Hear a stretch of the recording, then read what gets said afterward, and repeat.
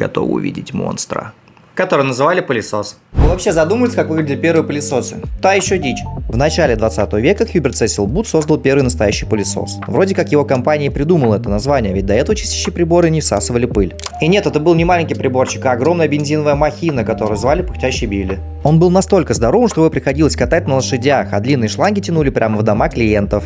Короче, первые пылесосы были скорее услугой, чем личной вещью. Прям киберпанк какой-то. Но нет, это реальность начала прошлого века. Так что если ваша кошка жалуется на ваш Дайсон, просто покажите ей вот эту огромную хрень. Она сразу поймет, что все не так уж и плохо. Но это не точно.